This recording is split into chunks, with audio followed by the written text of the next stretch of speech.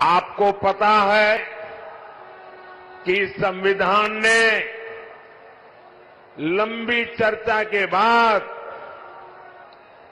हमारा संविधान बना, तब एक मुद्दे पर सबसे ज्यादा चर्चा हुई थी। बाबा साहब आम्बेडकर थे, डॉक्टर राजेंद्र बाबू थे, देश के बड़े बड़े विद्वान थे और संविधान में धर्म के आधार पर आरक्षण देना कि नहीं देना, इस पर गंभीर चर्चा हुई।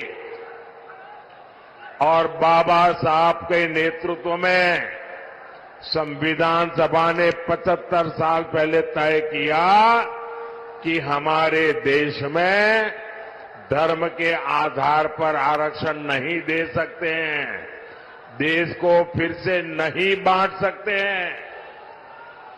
बाबा साहब आम्बेडकर ने इसके विषय में खुलेआम वकालत की कि धर्म के आधार पर आरक्षण नहीं होगा।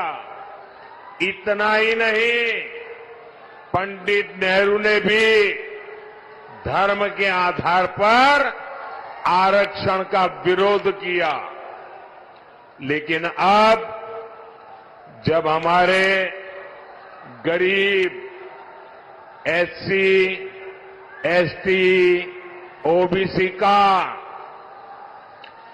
कांग्रेस से मोहभंग हो गया है, तो कांग्रेस नेहरू जी की भावना के खिलाफ जा रही है, बाबा साहब आम्बेडकर के पीठ में छुरा भोंक रही है, संविधान को तोड़ने मरोड़ने में लगी है। कांग्रेस लगी हुई है कि ओबीसी कोटे को कम करके धर्म के आधार पर उसमें से डाका डाल के मुसलमानों को आरक्षण दे दिया जाए। दलितों के आरक्षण में से डाका डालो, आदिवासियों के आरक्षण में से डाका डालो, और कांग्रेस की साजिश में आरजेडी भी कंधे से कंधा मिलाकर चल रही है।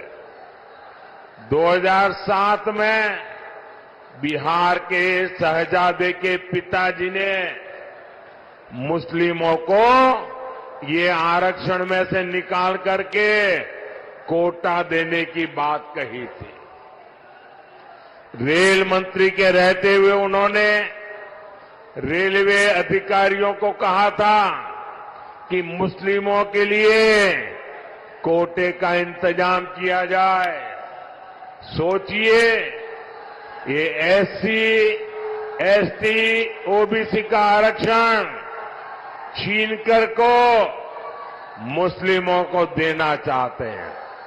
आप मुझे बताइए, धर्म के आधार पर ओबीसी, एससी, एसटी आरक्षण अगर कटेगा तो यादव, कुर्मी, इन समाज का हक भी बचेगा क्या? सब कुछ खत्म हो जाएगा। पासवान, मुसहर, रविदास, दानुक समाज के हक पर ये डाका डालने में उसकी फिराक में है।